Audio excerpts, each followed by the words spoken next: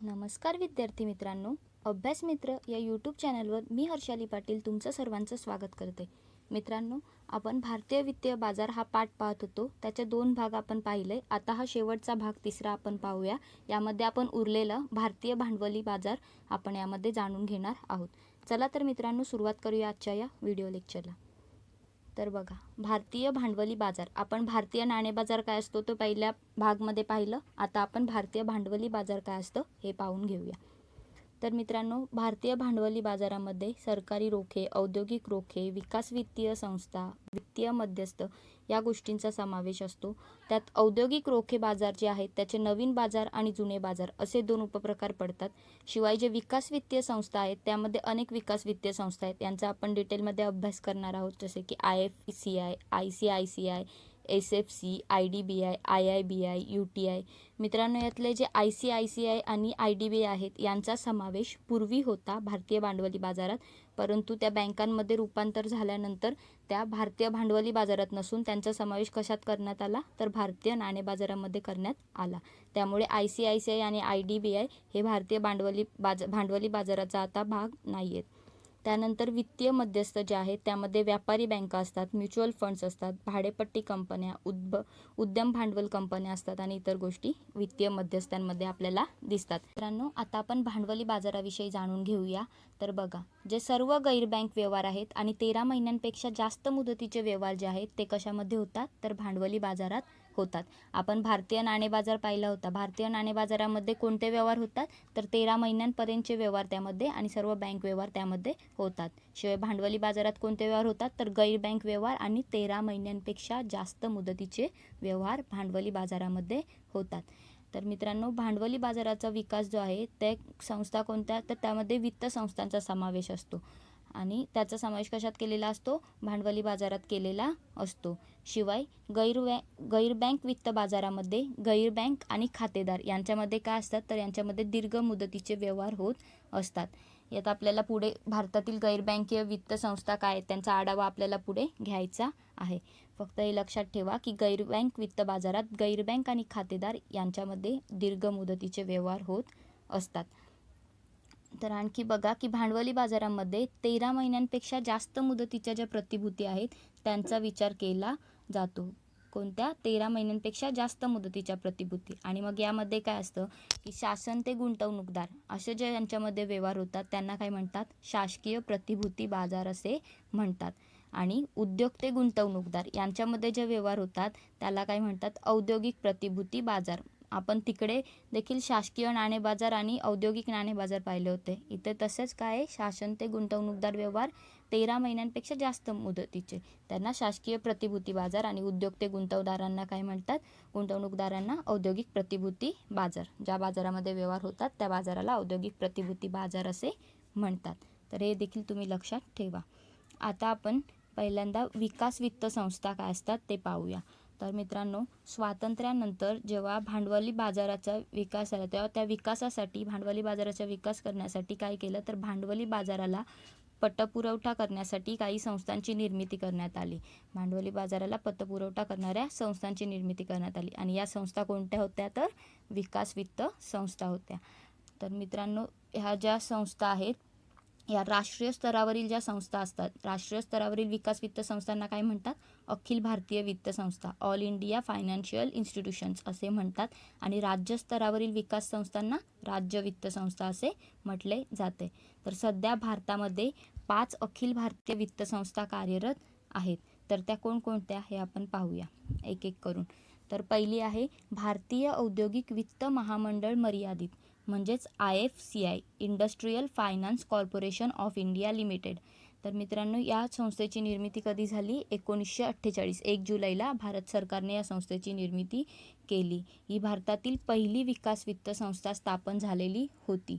भारत सरकारने केंद्रीय बँकिंग चौकशी समिती जी आहे तिच्या आधारे त्या समितीच्या शिफारसीवरून ही वित्त संस्था स्थापन केली होती. शिवाय 1990 नंतर काय केलं तर IFCIला भांडवली बाजारातून भांडवल उभारण्याचे निर्देश देण्यात आले. म्हणजे उदारीकरणानंतर आपण म्हणू शकतो की भांडवली बाजारातून भांडवल उभे करण्याचे निर्देश याला मिळाले. कशाला IFCIला. मित्रांनो, IFCIचे जे मुख्यालय आहे ते नवी दिल्ली येथे आहे. आणि ऑक्टोबर 1999 पासून IFCIला IFCI लिमिटेड असे म्हटले जाऊ लागले. शिवाय जे IFCIचा उद्देश काय आहे की भारतीय उद्योगांना मध्यम तसेच दीर्घ मुदतीची कर्जे पुरवणे हा IFCIचा उद्देश आहे. शिवाय आता IFCI काय करते, त्या IFCI लघु मुदतीची जी कर्जे आहेत ती देखील आता देऊ लागली आहे. IFCI काय करते, दीर्घ मुदतीची कर्जे देते, शिवाय लघु मुदतीची कर्जे देखील आता IFCIने द्यायला सुरुवात केलेली आहे. तर मित्रांनो, आपल्याला आता काय पाहायचं आहे, सिडबी भारतीय लघु उद्योग विकास बँक. सिडबीचा फुल फॉर्म काय आहे तर small industries development bank of India. तर हे आपल्याला जाणून घ्यायचं आहे. तर मित्रांनो, ही जी सिडबी आहे तर काय उद्देश होता तर सूक्ष्म लघु आणि मध्यम उपक्रम क्षेत्राला काय करायचं तर वित्त पुरवठा करायचा. आणि या उद्देशानेच त्यांना प्रोत्साहन देण्यासाठीच काय केलं तर सिडबीची स्थापना करण्यात आली. 2 एप्रिल 1990ला संसदीय कायदा करून सर्वोच्च वित्तीय संस्था म्हणून सिडबीची स्थापना करण्यात आली. हे लक्षात ठेवा की सर्वोच्च वित्तीय संस्था म्हणून सिडबीची स्थापना करण्यात आली. आणि याचे मुख्यालय कुठे आहे सिडबीचे तर याचे मुख्यालय लखनौ येथे आहे. शिवाय लघु व मध्यम उपक्रमांना सशक्त बनवणे हे सिडबीचे ध्येय आहे. तसेच सिडबीला पसंतीची आणि निवडीची बँक म्हणून पुढे यायचं आहे, हे देखील त्यांचं ध्येय आहे. तर सिडबी अंतर्गत काही काळाने 2015-16च्या अर्थसंकल्पानुसार काय केलं तर 20,000 कोटी रुपयांची जी गुंतवणूक आहे या गुंतवणूक केली आणि त्यानुसार मुद्रा बँक उभारण्याची घोषणा करण्यात आली. मुद्रा बँक उभारण्याची घोषणा करण्यात आली आणि गैर बँक वित्तीय कंपनी म्हणून 7 एप्रिलला रिझर्व्ह बँकेने 7 एप्रिल 2015ला कायदा केला. रिझर्व्ह बँकचा जो कायदा आहे 1934चा रिझर्व्ह बँक कायदा, त्या अंतर्गत मुद्रा बँकेची नोंदणी केली. आणि 8 एप्रिल 2015ला प्रधानमंत्री मुद्रा योजना सुरू करण्यात आली आणि मुद्रा बँकेची मुहूर्तमेढ रोवण्यात आली. प्रधानमंत्री मुद्रा योजना, तुम्हाला आपण जेव्हा योजना हे पाहणार आहोत सर्व, त्यामध्ये आपण या योजनेविषयी अधिक जाणून घेणार आहोत. फक्त एवढं लक्षात ठेवा की मुद्रा योजना सुरू केली आणि त्यातून मुद्रा बँकेची मुहूर्तमेढ रोवली गेली. तर मित्रांनो, आता आपल्याला पुढचं नाबार्ड विषयी पाहायचं आहे. तर नाबार्डचा फुल फॉर्म काय आहे, national bank for agriculture and rural development. तर मित्रांनो, कृषी व ग्रामीण गैरकृषी क्षेत्राला वित्त पुरवठा करून, म्हणजे कृषी आणि ग्रामीण गैरकृषी जे क्षेत्र आहेत त्याला वित्त पुरवठा करून जे ग्रामीण भागातील अर्थव्यवस्था आहे तिला काय करायचं तर त्या अर्थव्यवस्थेला चालना द्यायची, हा उद्देश कोणाचा होता, नाबार्डचा होता. तसेच ग्रामीण भाग जो आहे भारतामधील त्यांचा एकात्मिक आणि शाश्वत विकास करण्याच्या उद्देशाने शिखर संस्था म्हणून काय केलं, 12 जुलै 1982ला नाबार्डची स्थापना करण्यात आली. तर नाबार्डचा मुख्य उद्देश काय हे लक्षात ठेवा की कृषी आणि ग्रामीण गैरकृषी क्षेत्राला वित्त पुरवठा करणे आणि ग्रामीण भागाच्या अर्थव्यवस्थेला चालना देणे. तर मित्रांनो, आता आपल्याला यापुढे नाबार्ड नंतर आयात निर्यात एक्झिम बँक विषयी जाणून घ्यायचे आहे. मित्रांनो, एक लक्षात ठेवा की नाबार्डचे मुख्यालय देखील मुंबईमध्ये आहे आणि त्याचे 28 प्रादेशिक कार्यालये आहेत, शिवाय एक उपकार्यालय आहे. आणि नाबार्डची 6 प्रशिक्षण केंद्रे देखील कार्यरत आहेत. आणि नाबार्डची शिफारस कोणी केली होती तर शिवरामन समितीने केलेली होती. मित्रांनो, आता आपल्याला आयात निर्यात बँक एक्झिम बँक विषयी जाणून घ्यायचं आहे. तर बघा, अलेक्झांडर समिती आणि टंडन समितीच्या शिफारसीनुसार निर्यातीत पतपुरवठा म्हणजे निर्यातीतून पतपुरवठा करण्याच्या उद्देशाने 1981 मध्ये एक्झिम बँक कायदा संमत करण्यात आला आणि 1 जानेवारी 1982ला काय केले तर एक्झिम बँकेची स्थापना करण्यात आली. तर एक्झिम बँकेची स्थापना 1 जानेवारी 1982ला करण्यात आली आणि स्थापनेपासून एक्झिम बँक काय करते, परकीय व्यापार आणि गुंतवणुकीच्या प्रोत्साहनासाठी एक महत्त्वाची उत्प्रेरक ठरलेली आहे. शिवाय निर्यात प्रोत्साहनासाठी जे विविध पतशुल्क राबवले जातात, त्यांच्या योजना राबवल्या जातात, यासाठी एक मध्यस्थ संस्था म्हणून काय करते एक्झिम बँक कार्य करत असते. तर एक्झिम बँकेचा उद्देश देखील काय आहे की भारत शासनाने या बँकेची स्थापनाच कशासाठी केली आहे तर निर्यातीमध्ये वाढ होण्यासाठी आणि परकीय व्यापार जो आहे आणि गुंतवणूक आहे यांचा आर्थिक वाढीला फायदा व्हावा यासाठी केलेली आहे. तर हे एक्झिम बँकेविषयी झालं. आता आपण राष्ट्रीय गृह बँक हे पाहूया. मित्रांनो, इथे चुकून एक्झिम टाईप झालेलं आहे, याचं NHB असं आहे. राष्ट्रीय गृह बँक तर 9 जुलै 1988ला नॅशनल हाऊसिंग बँकची स्थापना करण्यात आली, NHBची स्थापना करण्यात आली. मित्रांनो, आपण NHB विषयी आधी पण पाहिलं होतं, जिथे चलनवाढीचे निर्देशांक आपण पाहत होतो, त्यात आपण NHBचं पाहिलं होतं. तर NHBची मालकी कोणाकडे असते? रिझर्व्ह बँक ऑफ इंडियाकडे NHBची मालकी असते. शिवाय यांचं मुख्य उद्देश काय आहे, तर घरांसाठी कर्जे जे आहेत ती परवडण्यायोग्य करणे, हे यांचा उद्देश आहे. शिवाय ते विविध घरे बांधण्याजोगी जमीन किंवा बांधकाम साहित्य पुरवठ्यास प्रोत्साहन देत असतात आणि गृह भांडवलाच्या वर्धनास काय करतात, तर चालना देतात. यांचे ध्येय काय आहे, तर गृहवित्त बाजारामध्ये स्थिरतेसह समावेशक विस्ताराला प्रोत्साहन द्यायचं यांचं ध्येय आहे. आणि याचं मुख्यालय कुठे आहे? एक राष्ट्रीय गृह बँकचं नवी दिल्ली येथे आहे. तर जे राष्ट्रीय गृह बँक आहे NHB आहे, ते 2007 पासून NHB रेसिडेक्स प्रकाशित करते. कधीपासून? 2007 पासून. तर हे तुम्ही लक्षात ठेवा. आता आपल्याला भारतीय औद्योगिक गुंतवणूक बँक मर्यादित म्हणजेच IIBI, industrial investment bank of India limited याविषयी जाणून घ्यायचं आहे. मित्रांनो, 1971 मध्ये काय झालं की जे उद्योग बसलेले आहेत, म्हणजे आजारी उद्योग आपण ज्यांना म्हणतो, त्या उद्योगांच्या पुनर्वसनासाठी किंवा पुनर्निर्माणासाठी भांडवल पतव्यवस्थापन पायाभूत सुविधा पुरवण्यासाठी भारतीय औद्योगिक पुनर्निर्माण महामंडळाची स्थापना करण्यात आली होती. आणि या मंडळाचे 1985 मध्ये IRBI मध्ये रूपांतर करण्यात आले. IRBI म्हणजे आधी IRCI होते आणि त्याचे 1985 मध्ये IRBI मध्ये रूपांतर करण्यात आले, industrial reconstruction bank of India.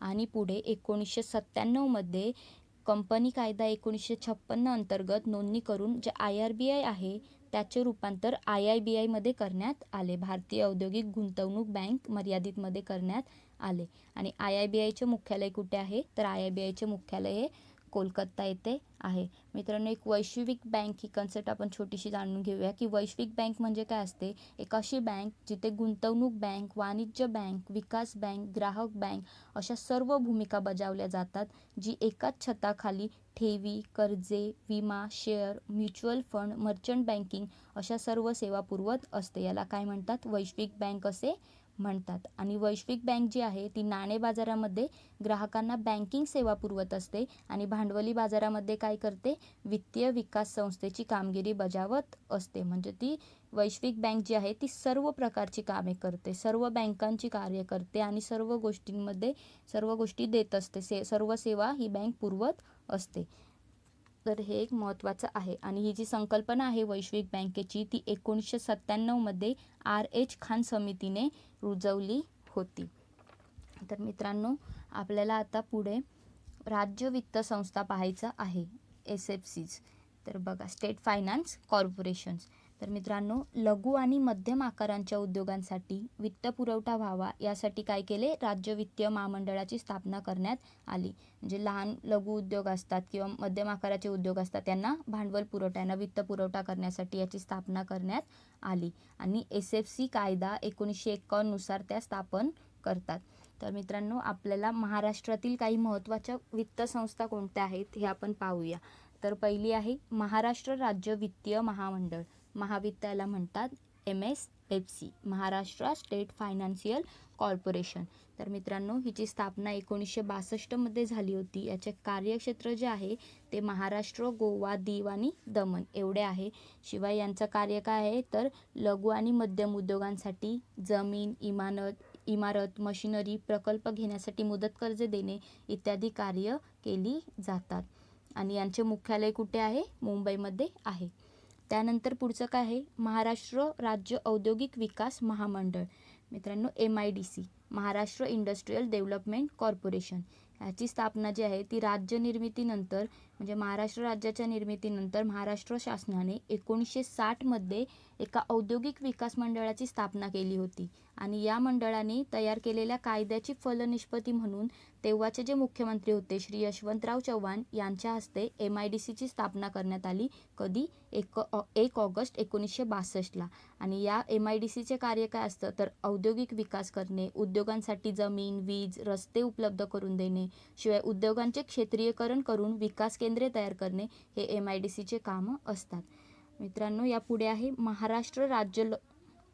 Maharashtra राज्य लघु उद्योग विकास महामंडळ. तर आपल्याला MSSIDC बद्दल जाणून घ्यायचं आहे. Maharashtra small scale industries development corporation. याची स्थापना देखील 1962 मध्ये झाली होती आणि याचे कार्य देखील लघु उद्योगाला वित्तपुरवठा करणे, मदत करणे, समुपदेशन करणे आणि आर्थिक संरक्षण देणे इत्यादी कार्य केली जातात. तर मित्रांनो, आपण हे पाहिलेलं आहे. आता आपल्याला पुढचं काय पाहायचं आहे, पतसंबंधित संस्था.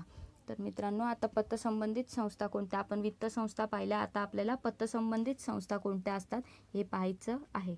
याच्यामध्ये आपण पतहमी, पतमाहिती, पतदर्जा यांविषयी जाणून घेणार आहोत. तर मित्रांनो, पतहमी संस्था ज्या असतात त्या कर्जदारांना किंवा निर्यातदारांना काय करतात, दिलेल्या कर्जाची हमी उचलत असतात. पतहमी म्हणजे काय, तर जे अग्रक्रम क्षेत्राला जे कर्ज दिलेले असते ते कर्ज काय बुडण्याची शक्यता असते, म्हणून DICGC जी आहे ती बँकांना काय करते, अशा कर्जाची हमी देत असते. DICGC म्हणजेच deposit insurance and credit guarantee corporation of India, ठेवी विमा आणि पतहमी महामंडळ. आपण पुढे पाहूया ते. तर पतहमी काय असते ते कळालं की बुडणाऱ्या कर्जाची हमी दिली जाते. शिवाय पतहमी संस्था आणि पतमाहिती संस्था ज्या आहेत यांच्यावरती रिझर्व्ह बँकेचे नियमन असते. तर पतहमी संस्था आणि पतमाहिती संस्थांवर कोणाचे नियमन असते, तर रिझर्व्ह बँकेचे. आणि पतदर्जा कंपन्यांचे नियमन कोण करते, तर पतदर्जा कंपन्यांचे नियमन सेबी करत असते. तर मित्रांनो, आता आपण पतहमी संस्था CGI पाहूया. Credit guarantee institution. देशामध्ये 2 संस्था पतहमी संस्था म्हणून काम करतात. कोणकोणत्या, ठेवी विमा आणि पतहमी महामंडळ आणि भारतीय निर्यात पतहमी महामंडळ. तर यातलं जे ठेवी विमा पतहमी महामंडळ जे आहे ते सुरुवातीला स्टेट बँक आणि व्यापारी बँका ठेवी विमा अंतर्गत आणल्या गेल्या होत्या या महामंडळामध्ये. आणि 1968 पासून सरकारी बँकांनाही ही योजना लागू करण्यात आली. याचे मुख्यालय कुठे आहे, तर याचे मुख्यालय मुंबई इथे आहे. तर हे पतहमी देत असते. त्यानंतर कोणतं आहे, भारतीय निर्यात पतहमी महामंडळ. मित्रांनो, निर्यात वस्तू ज्या असतात त्यांना विमा संरक्षण देण्यासाठी 1957 मध्ये एक्सपोर्ट रिस्क इन्शुरन्स कॉर्पोरेशन ची स्थापना करण्यात आली होती. IRICची स्थापना करण्यात आली होती. आणि 1964 मध्ये ECGC मध्ये म्हणजेच भारतीय निर्यात पतहमी महामंडळामध्ये तिचे रूपांतर करण्यात आले. तर या काय करते, हा जे भारतीय निर्यात पतहमी महामंडळ आहे ते काय करत असतं, तर ECGC निर्यातदारांना त्यांच्या वस्तू व सेवांच्या निर्यातीला विमा संरक्षण देते. शिवाय बँका व आर्थिक संस्थांना निर्यातदारांची हमी देत असते. तर हे कळाले पतहमी संस्था. आता आपल्याला पुढचं पाहायचं आहे पतहमी कंपन्या. मित्रांनो, आपण तिथे ठेवी विमा पाहिला. तर ठेवी विमा म्हणजे काय असतो, जे ठेवी विमा काय, तर देशातील बँकांमधील जे सर्व ठेवीदारांचा विमा काढला जातो. आणि म्हणजे समजा एखादी बँक जर बुडाली तरी पण जे ठेवीदार आहेत, ज्यांनी आपले पैसे बँकेत ठेवले आहेत, आपण जर एखाद्या बँकेत पैसे ठेवले आणि ती बँक जर बुडाली तरी पण आपल्या जर किमान 1 लाखापर्यंतच्या ठेवी असतात त्यांना काय मिळते, संरक्षण मिळते. म्हणजे ती बँक जरी बुडाली तरी पण आपल्याला आपल्या 1 लाखापर्यंतच्या ठेवी ज्या आहेत त्या परत मिळतात. याला ठेवी विमा असे म्हटले जाते.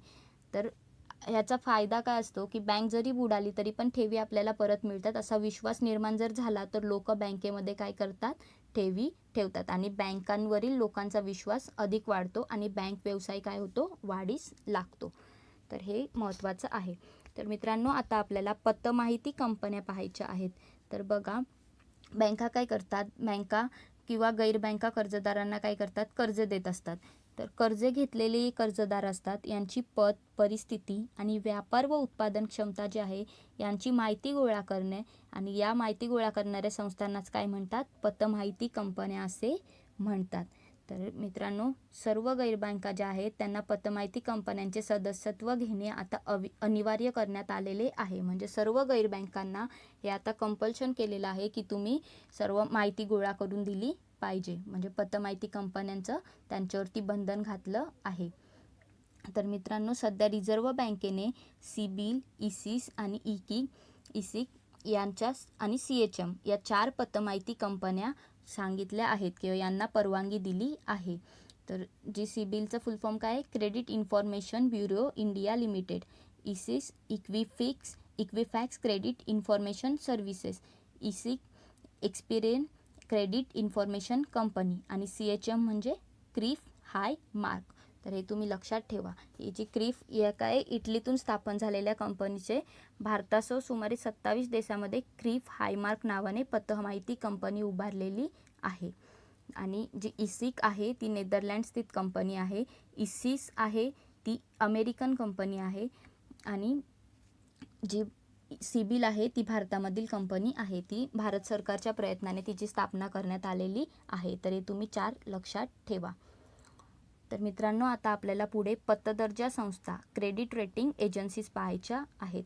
तर बघा, पतदर्जा देणे म्हणजे काय, तर एखाद्या संस्थेशी किंवा एखाद्या वित्तीय साधनाशी निगडीत पतजोखमीचे काय करणे, विश्लेषण करणे. म्हणजे संस्था जसे औद्योगिक कंपन्या किंवा बँका, गैरवित्तीय कंपन्या, पायाभूत संस्था, सूक्ष्म वित्त संस्था इत्यादी सर्व जे आहेत त्यांना काय करते, तर यांच्या सर्वांचा पतदर्जा ठरवत असते.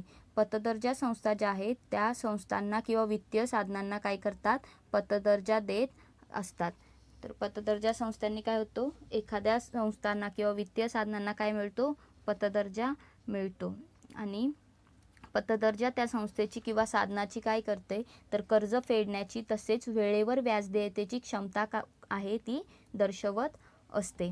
आणि भारतामध्ये सध्या कोणकोणत्या पतदर्जा संस्था आहेत त्या आपण पाहूया. तर भारतात पहिला आहे क्रिसिल, तर credit rating and information services of India limited. तर यामध्ये 2012मध्ये क्रिसिलने अमेरिका स्थित कोॲलिशन ही कंपनी हस्तगत केलेली आहे. हे यामध्ये महत्त्वाचं आहे. आणि क्रिसिलचे मुख्यालय कुठे आहे, मुंबईमध्ये आहे. पुढची जी आहे पतदर्जा संस्था ती आहे ICRA इक्रा, तर investment information and credit rating agency. G IFCI आणि प्रमुख वित्तीय संस्था तसेच वाणिज्य बँका यांनी काय केलं, तिन्हींनी मिळून 16 जानेवारी 1991ला इक्राची स्थापना केली. आणि या स्थापनेत पतदर्जा संस्थेचा सहभाग होता. कोणत्या, मूडीज या पतदर्जा संस्थेचा देखील यामध्ये सहभाग होता. याचे जे निगम कार्यालय आहे इक्राचे ते गुरगाव हरियाणामध्ये आहे आणि नोंदणीकृत कार्यालय जे आहे ते दिल्लीमध्ये आहे. तर मित्रांनो, पुढची आहे care credit analysis and research limited. भारतामध्ये एप्रिल 1993मध्ये केअर या तिसऱ्या पतदर्जा संस्थेची स्थापना झाली. मित्रांनो, ही जी संस्था आहे केअर ही भारतासोबतच मॉरिशसमध्ये देखील कार्यरत झालेली आहे. एक आंतरराष्ट्रीय पतदर्जा कंपनी देखील स्थापन केलेली आहे केअरने. कोणती, आर्क रेटिंग. तर हे महत्त्वाचं आहे. पुढची जी आहे ती इंडरा, तर मित्रांनो इंडिया रेटिंग अँड रिसर्चेस. यामध्ये ही 1996मध्ये American company Duff and Phelps credit rating कंपनीने भारतामध्ये प्रवेश केला आणि Duff and Phelps credit rating private limited पतदर्जा कंपनी स्थापन केली. आणि पुढे ही कंपनी जी आहे ती फिच या आंतरराष्ट्रीय पतदर्जा कंपनीने हस्तगत केली. त्याच्यामुळे तिचे नाव काय, फिच रेटिंग इंडिया असे झाले. आणि पुन्हा मग काय केले, कंपनीचे नाव बदलले गेले आणि इंडरा असे ठेवण्यात आले. आणि या कंपनीचे मुख्यालय कुठे आहे, तर या कंपनीचे मुख्यालय मुंबईमध्ये आहे. मित्रांनो, पुढचं आहे स्मेरा, तर SME rating agency of India. मित्रांनो, 5 सप्टेंबर 2005ला लघु व मध्यम उपक्रमांना पतदर्जा देण्याच्या उद्देशाने स्मेराची स्थापना करण्यात आली. सिडबी बँक किंवा सिबिल ही पतमाहिती संस्था ज्या आहेत किंवा डन अँड ब्रॅडस्ट्रीट ही खाजगी संस्था ज्या आहेत यांनी मिळून स्मेराची स्थापना केलेली आहे. आणि ही जी भारतात लघु व मध्यम उपक्रमांना पतदर्जा देणारी ही स्मेरा पहिली कंपनी ठरलेली आहे. तर हे एक महत्त्वाचं आहे की भारतामध्ये लघु व मध्यम उपक्रमांना पतदर्जा देणारी स्मेरा ही पहिली भारतीय कंपनी ठरलेली आहे. मित्रांनो, याचे मुख्यालय कुठे आहे, मुंबईमध्ये आहे. पुढे आहे ब्रिकवर्क, याचं ब्रिकवर्क रेटिंग्स. तर 2008मध्ये बंगलोरमध्ये ब्रिकवर्क पतदर्जा कंपनी स्थापन झाली. कंपनी लघु आणि मध्यम उपक्रमांना काय करते, पतदर्जा देत राहते. शिवाय नाबार्डने विविध वित्त संस्था आणि गैरसरकारी संस्थांना पतदर्जा देण्यासाठी ब्रिकवर्कला निर्देशित केलेले आहे. पुढचं आहे इन्फोमेरिक्स, तर Infomerics valuation and rating private limited. मित्रांनो, 7 एप्रिल 2015ला सेबीने इन्फोमेरिक्स कंपनीला पतदर्जा कंपनीचा परवाना प्रदान केला. कोणी केला, सेबीने केला. कोणाला, इन्फोमेरिक्स कंपनीला. तर हे महत्त्वाचं आहे. क्रिसिल, इक्रा आणि केअर या भारतातील पतदर्जा कंपनीचे रेटिंग कसे असते हे आपण पाहिलेले आहे की ते रेटिंग्स पतदर्जा कंपनीचे काय करतात, रेटिंग्स करतात. तर मित्रांनो, आता आपल्याला पुढे गैरबँक वित्त बाजार पाहायचं आहे. तर बघा, आपण काय काय पाहिलं. आपण वित्त संस्था पाहिल्या, आपण त्यानंतर पतसंबंधित संस्था पाहिल्या. आता आपल्याला गैरबँक वित्त बाजार पाहायचा आहे. मित्रांनो, गैरबँक वित्त बाजारामध्ये विमा कंपन्या, पेन्शन कंपन्या, व्हेंचर कॅपिटल फंड, निधी कंपन्या, म्युच्युअल बेनिफिट कंपन्या, चिट फंड कंपन्या आणि इतर सर्व गैरबँका या बाजारात मोडतात. तर हे तुम्ही लक्षात ठेवा. किंवा जे LIC, GIC, रे यांसारख्या सार्वजनिक विमा कंपन्या आणि इतर खाजगी विमा कंपन्यांचे नियंत्रण जे आहे ते IRDA करत असते आणि राष्ट्रीय पेन्शन यंत्रणा आणि खाजगी पेन्शन कंपन्यांचे नियमन जे आहे ते PFRDA करत असते.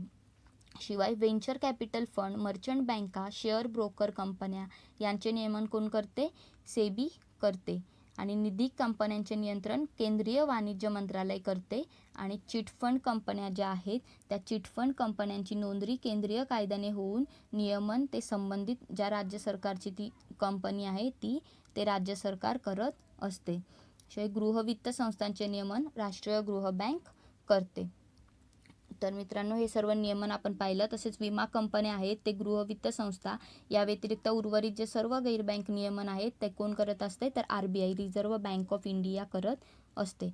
मित्रांनो, एक लक्षात ठेवा की गैरबँकांना बँकिंग नियमन कायदा लागू होत नाही आणि गैरबँकेमध्ये मागणी ठेवी ठेवत नसतात, तर तिथे फक्त मुदत ठेवी ठेवता येतात. तर हे आपल्याला एक आहे की बँक आणि गैरबँकमधील फरक हा आहे की तिथे आपण मागणी ठेवी ठेवू शकत नाही. कुठे, गैरबँकांमध्ये फक्त मुदत ठेवी ठेवू शकतो. तर मित्रांनो, आपल्याला आता गैरबँकामध्ये पहिल्यांदा गैरबँका ज्या RBI कडे नोंदणीकृत आहेत त्याविषयी पाहायचं आहे. तर RBIच्या आकडेवारीनुसार 12,029 गैरबँका नोंदणीकृत आहेत आणि या गैरबँकांचे प्राथमिक वर्गीकरण आहे ते ठेवी स्वीकारणाऱ्या गैरबँका म्हणजे डिपॉझिट टेकिंग आणि ज्या ठेवी न स्वीकारणाऱ्या आहेत, ज्या नॉन डिपॉझिट टेकिंग आहेत असे केलेले आहे. तर हे लक्षात ठेवा. त्याचे वर्गीकरण ठेवी स्वीकारणाऱ्या आणि ठेवी न स्वीकारणाऱ्या असे प्राथमिक वर्गीकरण केलेले आहे. मित्रांनो, बजाज फायनान्स लिमिटेड सर्वांना माहिती असेल तर ही ठेवी स्वीकारणारी गैरबँक आहे. बजाज फायनान्स याचं उत्तम उदाहरण आहे. म्हणजे मुदत ठेवी स्वीकारणे आणि कर्ज देणे या कंपनीचा व्यवसाय आहे. तर ज्या 12,029 गैरबँका आहेत याच्यापैकी 241 गैरबँका काय करतात, तर ठेवी स्वीकारतात. मित्रांनो, आता आपल्याला विमा कंपन्या पाहायच्या आहेत. तर बघा, सध्या 59 विमा कंपन्या IRDA अंतर्गत नोंदणीकृत आहेत आणि यांपैकी 24 जीवन विमा कंपन्या आहेत आणि या 24 जीवन विमा कंपन्यांपैकीच LIC एक सार्वजनिक क्षेत्रातील कंपनी आहे. तर हे विमा कंपन्या. आता आपल्याला विमा कंपन्यातील महत्त्वाचं म्हणजे भारतीय जीवन विमा निगम LIC या life insurance corporation of India. तर मित्रांनो, याचं मुख्यालय कुठे आहे, मुंबई येथे आहे. जे 1818 मध्ये ओरिएंटल लाईफ इन्शुरन्स ही जी कंपनी आहे ही भारतात जीवन विमा व्यवसाय सुरू करणारी पहिली विमा कंपनी होती आणि 1928 मध्ये भारतातील जीवन विम्याची सांख्यिकीय माहिती गोळा करता यावी यासाठी भारतीय विमा कंपनी कायदा संमत करण्यात आला. मित्रांनो, यांचं स्लोगन देखील लक्षात ठेवा की योगक्षेमम वहाम्यहम, तुमची समृद्धी आमचे कर्तव्य, असं यांचं स्लोगन आहे. कशाचं, LICचं. त्यानंतर आहे भारतीय साधारण विमा निगम GIC. मित्रांनो, याचे देखील मुख्यालय मुंबईमध्येच आहे. ही जी GIC आहे ते 1850 मध्ये कोलकाता येथे स्थापन झालेली टिट्रॉन इन्शुरन्स कंपनी जी आहे ती भारतातील साधारण विमा व्यवसाय सुरू करणारी पहिली कंपनी होती आणि 1957 मध्ये साधारण विम्याची कायदेशीर चौकट पुरवण्याच्या उद्देशाने त्यासाठी देखील साधारण विमा परिषद स्थापन करण्यात आली होती. तर हे साधारण विम्याविषयी पाहिले. तर यांचं स्लोगन काय आहे GICचे, आपत्काले राक्षसी आम्ही. तर मित्रांनो, GIC आहे त्याचं ध्येय काय आहे, तर जागतिक स्तरावरील साधारण पुनर्विमा पुरवणारी आणि जोखीम उपाय पुरवणारी एक अग्रगण्य संस्था बनणे हे GICचे ध्येय आहे. तर हे आता तुम्ही लक्षात ठेवा. मित्रांनो, आता आपल्याला पेन्शन कंपन्या पाहायच्या आहेत. तर सध्या 8 पेन्शन कंपन्या PFRDA अंतर्गत नोंदणीकृत आहेत. किती? 8 पेन्शन कंपन्या. आणि यांपैकी LIC pension fund, SBI pension fund आणि UTI रिटायरमेंट सोल्युशन या 3 ज्या कंपन्या आहेत ते सरकारी तसेच खाजगी गुंतवणूकदारांसाठी पेन्शन सेवा पुरवतात. म्हणजे बघा, कोणत्या? LIC pension fund, SBI pension fund, UTI retirement solutions या 3 सरकारी आणि खाजगी दोन्हींसाठी पेन्शन सेवा पुरवतात. आणि जे HDFC पेन्शन मॅनेजमेंट किंवा ICICI Prudential pension fund, Kotak Mahindra pension fund इतर ज्या आहेत या काय करतात, तर या केवळ खाजगी गुंतवणूकदारांसाठी पेन्शन सेवा पुरवत असतात. तर मित्रांनो, आता आपल्याला पेन्शन कंपन्यानंतर मर्चंट बँकिंग कंपन्या पाहायच्या आहेत. मित्रांनो, एक लक्षात ठेवा की मर्चंट बँकिंग कंपन्या यांच्या नावात जरी या कंपन्यांच्या नावात बँक जरी लिहिलेले असले तरी देखील या बँका नसून त्या गैर बँकाच आहेत. तर बघा, मर्चंट बँका ज्या आहेत त्या काय करतात, भांडवली बाजारात कार्य करत असतात आणि त्यांची नोंदणी कोण करते, तर सेबी नोंदणी करत असते. सेबी अंतर्गत सध्या 199 मर्चंट बँकांची नोंद केलेली आहे. मित्रांनो, व्यापारी बँका काय करतात, व्यापारी बँका स्वतः कर्ज देत असतात. परंतु मर्चंट बँका काय करतात, त्या डायरेक्ट कर्ज देत नाहीत, तर त्या उद्योगांना कर्ज देण्याऐवजी भांडवली बाजारातून कर्ज उभारणीसाठी त्यांना काय करतात, मदत करत असतात. तर हा यामधला फरक आहे. तर मित्रांनो, जे उद्योगांना कर्ज पुरवठा उपलब्ध करून देताना मर्चंट बँका उद्योगांनी प्रस्तुत केलेल्या प्रतिभूतींची खरेदी किंवा विक्री करत असतात. आणि त्यामुळे काय होतं, व्यापारी बँकांपेक्षा मर्चंट बँका ज्या आहेत ते अधिक रिस्क हाताळत असतात. कारण की त्या डायरेक्ट प्रतिभूती काय केल्या जातात, त्यांची खरेदी विक्री केली जाते. तर हे आता एक महत्त्वाचं आहे. त्यानंतर आपल्याला पाहायचं आहे पर्यायी गुंतवणूक fund, AIF alternative investment funds. तर मित्रांनो, सेबी या नियामक संस्थेने म्युच्युअल फंड्स वगळता लक्षात ठेवा नीट, सेबी या नियामक संस्थेने म्युच्युअल फंड वगळता इतर अप्रत्यक्ष गुंतवणूक माध्यमांसाठी AIF ही बृहत संकल्पना वापरलेली आहे. म्हणजे म्युच्युअल फंड्स वगळता जे इतर अप्रत्यक्ष गुंतवणूक माध्यमे आहेत त्यांच्यासाठी ही संकल्पना वापरलेली आहे. तर मित्रांनो, AIF जे आहे त्याचे 3 वर्ग पडतात. वर्ग 1 जे आहे त्यामध्ये व्हेंचर कॅपिटल फंड, लघु व मध्यम उपक्रम fund, social venture fund, infrastructure fund हे फंड येतात. शिवाय वर्ग 2 मध्ये रिअल इस्टेट, त्यानंतर real estate fund, private equity fund यांचा समावेश होतो. आणि वर्ग 3 मध्ये हेज फंड हे असे याचे प्रकार पडलेले असतात. तर मित्रांनो, हे AIFचे 3 वर्ग आहेत, हे तुम्ही लक्षात ठेवा. पुढे आपल्याला मी तुम्हाला इक्विटी फंड काय असतं तेच तुम्हाला मी सांगते. तर मित्रांनो, जे व्हेंचर कॅपिटल फंड आहे या कंपन्या प्रायव्हेट इक्विटी फंड कंपन्यांप्रमाणेच गुंतवणूक करत असतात. आणि हेज फंड कंपन्या ज्या आहेत ते लहान ते मोठ्या सर्व प्रकारच्या उद्योगांमध्ये गुंतवणूक करत असतात. मित्रांनो, यानंतर आपल्याला पाहायचं आहे स्टॉक ब्रोकिंग कंपन्या. तर ह्या ज्या स्टॉक ब्रोकिंग कंपन्या, इथे चुकून ब्रेकिंग झालेलं आहे, तर सेबी कायद्याअंतर्गत स्टॉक ब्रोकिंग कंपन्या ज्या आहेत त्या गैर बँकिंग वित्तीय कंपनी म्हणून त्यांची नोंद केली जाते सेबी कायद्याअंतर्गत. तर या ज्या कंपन्या आहेत ते गुंतवणूकदार आणि उद्योग यांच्यातील जे व्यवहार आहेत त्यामध्ये दलाल म्हणून काम करत असतात. दलाल काय, तर तुम्हाला माहिती असेल, मध्यस्थी म्हणून काम करतात. तर मित्रांनो, झेरोदा, UP स्टॉक्स, फायर्स या स्टॉक ब्रोकिंग कंपन्या ज्या आहेत त्यांना डिस्काउंट ब्रोकर्स असे म्हटले जाते. त्या डिस्काउंट ब्रोकर्स आहेत. म्हणजे त्या काय करतात, तर प्रत्येक व्यवहारामध्ये 15 ते 30 रुपये इतके अल्प कमिशन आकारत असतात, म्हणून त्यांना डिस्काउंट ब्रोकर्स असे म्हणतात. मित्रांनो, आता आपल्याला पुढचं पाहायचं आहे प्रतिभूती बाजार. तर आता आपण गैर बँका पाहिल्या, त्यानंतर आपण आता प्रतिभूती बाजार पाहूया.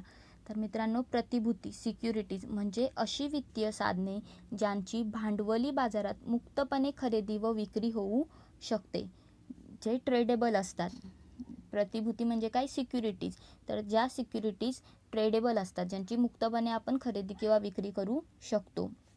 तर मित्रांनो, शेअर्स, कर्ज रोखे आणि डेरिव्हेटिव्ह हे जे आहेत ही प्रतिभूतींची काय आहेत, उदाहरणे आहेत. आणि यांनाच काय म्हणतात, यांना स्टॉक असे म्हणतात. मित्रांनो, शेअरची जी खरेदी आहे किंवा विक्री आहे ही जिथे होते, ज्या बाजारात होते, त्याला काय म्हणतात? शेअर मार्केट असे म्हणतात. परंतु स्टॉक मार्केट जे आहे त्यामध्ये शेअर्स, कर्ज रोखे, डेरिव्हेटिव्ह या सर्व प्रतिभूतींची काय होते? खरेदी विक्री होत असते. याचं उदाहरण आपण घेऊ शकतो की मुंबईचं स्टॉक मार्केट, जिथे शेअर्सची खरेदी विक्री होते. म्हणजे शेअर मार्केट हा स्टॉक मार्केटमध्ये असतो. तर हे इथे तुम्ही लक्षात घ्या. तर मित्रांनो, दलाल एकत्र आणण्याचे साधन म्हणजेच स्टॉक एक्सचेंज होय. म्हणजे ते स्टॉक एक्सचेंज केला जातो तिथे दलाल एकत्र येतात. तर दलाल एकत्र आणण्याच्या साधनाला स्टॉक एक्सचेंज असे म्हटले जाते. तर मित्रांनो, हे देखील एक आहे की व्यवहारावरून जे शेअर बाजार आहे त्याचे प्राथमिक बाजार आणि दुय्यम बाजार असे 2 प्रकार पडले आहेत. तर प्राथमिक बाजार जे प्रायमरी मार्केट आहे, तर तिथे काय असतं की जेव्हा एखाद्या ठिकाणी उद्योग सर्वप्रथम शेअर काय करतो? प्रस्तुत करतो आणि गुंतवणूकदार हे शेअर काय करतात? विकत घेतात. तेव्हा त्या बाजाराला काय म्हणतात? प्राथमिक बाजार असे म्हणतात. म्हणजे उद्योग काय करतो? शेअर प्रस्तुत करतो आणि गुंतवणूकदार ते शेअर विकत घेतात. याला काय म्हटले जाते? याला प्राथमिक बाजार असे म्हटले जाते. आणि दुय्यम बाजारामध्ये काय आहे? तर प्राथमिक बाजारानंतर शेअर्सची खरेदी विक्री एक गुंतवणूकदार ते दुसरा गुंतवणूकदार अशी होऊ लागते. म्हणजे इथे जेव्हा आधी त्याने घेतलेले असतात उद्योगाकडून ते शेअर्स विकत आणि पुढे तो दुसऱ्याला विकतो आणि तिकडून खरेदी केली जाते या शेअर्सची, तेव्हा त्याला काय म्हणतात? दुय्यम बाजार असे म्हटले जाते. तर मित्रांनो, स्टॉक बाजारांनी काही निर्देशांक विकसित केले आहेत. ते स्टॉक निर्देशांक आपल्याला पाहायचे आहेत. तर मित्रांनो, त्यामध्ये पहिला आहे प्रवाही बाजार भांडवल आधारित निर्देशांक. तर हे मार्केट कॅपिटलायझेशनचे आहे की ज्यामध्ये भांडवल उभारलेले असते शेअर्सद्वारे. तर बघा, त्यामध्ये आपल्याला सेन्सेक्स निर्देशांक पाहायचा आहे. तर मित्रांनो, सेन्सेक्स हा BSEचा अत्यंत महत्त्वाचा समजला जाणारा निर्देशांक आहे. तर मित्रांनो, सेन्सेक्स म्हणजे काय? तर सेन्सिटिव्ह इंडेक्स म्हणजे सेन्सेक्स होय. तर जे 1986 पासून BSE मोजले जाते आणि सेन्सेक्स काढताना 30 मोठ्या व कार्यशील कंपन्या निवडल्या जातात. तर सेन्सेक्समध्ये किती कंपन्या असतात? तर सेन्सेक्समध्ये 30 मोठ्या कंपन्या असतात. शिवाय त्यानंतर आपल्याला काय पाहायचं आहे? निफ्टी निर्देशांक पाहायचा आहे. तर निफ्टी हा NSEचा महत्त्वाचा निर्देशांक आहे. तर मित्रांनो, निफ्टी म्हणजे काय? निफ्टी म्हणजे नॅशनल 50. म्हणजेच निफ्टी काढताना काय केलं जातं? तर 50 मोठ्या प्रसिद्ध आणि फायद्यात असणाऱ्या कंपन्या निवडल्या जातात आणि यांचा निफ्टी काढला जातो. ज्यांचा निर्देशांक काढला जातो. 1996 पासून NSE निफ्टी मोजते. तर मित्रांनो, हे निफ्टीविषयी आपण पाहिले. यामध्ये आधारभूत वर्ष काय आहे? तर 1995 हे आधारभूत वर्ष समजले जाते. मित्रांनो, यानंतर पुढचा निर्देशांक आहे बाजार भांडवल आधारित निर्देशांक. तर बाजार भांडवल आधारित निर्देशांक जो आहे तो BSE स्मॉल कॅप किंवा NSE स्मॉल कॅप म्हणजे ज्या कंपन्यांचे बाजार भांडवल 500 कोटी रुपयांपेक्षा कमी असते, ज्या कंपन्यांचे बाजार भांडवल 500 कोटी रुपयांपेक्षा कमी असते अशा कंपन्यांना स्मॉल कॅप किंवा स्मॉल मार्केट कॅपिटलायझेशन असे म्हणतात. आणि हे जे निर्देशांक आहेत अशा विशिष्ट स्मॉल कॅप कंपन्यांच्या बाजार भांडवलावरून मोजले जातात. कोणते? बाजार भांडवल आधारित निर्देशांक. तर मित्रांनो, यानंतरचा निर्देशांक आहे बृहत निर्देशांक. तर बृहत निर्देशांक जो आहे तो BSE या प्रकाराच्या निर्देशांकामध्ये मोडतो आणि यामध्ये 1000, 200 व 500 कंपन्यांचे बाजार भांडवल विचारात घेतले जाते. म्हणजे मोठ्या स्केलवरती हा निर्देशांक मोजला जातो. त्यानंतर मित्रांनो, क्षेत्रीय निर्देशांक हा एक निर्देशांक आहे. हा देखील विशिष्ट क्षेत्रात कार्यरत असणाऱ्या ज्या कंपन्या आहेत त्यांचा बाजार भांडवलावर असते आणि हे BSEचे हे निर्देशांक आहेत. म्हणजे BSE वरती आधारलेले असतात. मित्रांनो, या क्षेत्रीय निर्देशांकामध्ये म्युच्युअल फंड असतो. तर म्युच्युअल फंड जे आहे ते एक गुंतवणूक माध्यम आहे. मित्रांनो, गुंतवणुकीचे समान उद्दिष्ट असणाऱ्यांना किंवा गुंतवणूकदार जे आहेत त्यांचा पैसा एकत्र केला जातो आणि एक मध्यस्थ कंपनी काय करते? हा पैसा विविध संपत्तीमध्ये लावते आणि या मध्यस्थ कंपनीला ॲसेट मॅनेजमेंट कंपनी असे म्हणतात, AMC असे म्हणतात. मित्रांनो, शेअर आणि इक्विटीमध्ये गुंतवणूक केलेल्या म्युच्युअल फंडला इक्विटी फंड असे म्हटले जाते. बघा, मी तुम्हाला मगाशी म्हटलं की मी इक्विटी फंड सांगते. तर जे शेअर आणि इक्विटी जे आहेत त्यांच्यामध्ये गुंतवणूक केलेले जे म्युच्युअल फंड्स असतात त्यांना काय म्हटलं जातं? इक्विटी फंड असे म्हटले जाते. तर जे कर्ज रोख्यांमध्ये गुंतवणूक केलेली असते त्या म्युच्युअल फंडला काय म्हणतात, डेब्ट फंड असे म्हणतात. म्युच्युअल फंड्सचे प्रकार बघा, इक्विटी फंड, डेब्ट फंड. नंतर शेअर तसेच रोखे या दोन्हींमध्ये गुंतवणूक केलेल्या म्युच्युअल फंड्स जे असतात त्यांना काय म्हणतात, हायब्रिड फंड असे म्हणतात.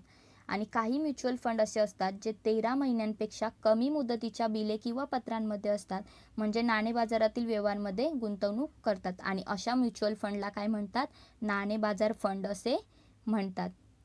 तर मित्रांनो, म्युच्युअल फंडच्या रचनेवरून देखील त्यांचे दोन प्रकार पडतात. कोणते, तर क्लोज एंडेड फंड आणि ओपन एंडेड फंड. या क्लोज एंडेड फंडमध्ये जे विशिष्ट काळासाठी हे काय असतात, खुले असतात. आणि ओपन एंडेड जे फंड्स असतात ते वर्षभर केव्हाही त्यामध्ये आपण गुंतवणूक करू शकतो. तर हे लक्षात ठेवा की म्युच्युअल फंड एक गुंतवणूक माध्यम आहे. शिवाय भारतामध्ये म्युच्युअल फंडची संस्कृती रुजू करण्याचे श्रेय कोणाला दिले जाते, तर UTIला हे श्रेय दिले जाते.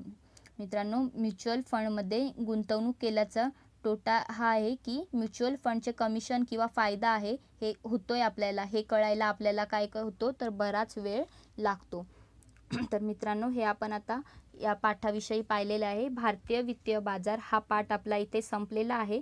आपण पुढच्या लेक्चरमध्ये या पाठावरील मागील वर्षी आयोगाने विचारलेले सर्व प्रश्न आणि त्यांची उत्तरे पाहणार आहोत. तर मित्रांनो, तुम्हाला हा व्हिडिओ आवडला असेल तर प्लीज लाईक, शेअर आणि सबस्क्राईब करा. धन्यवाद.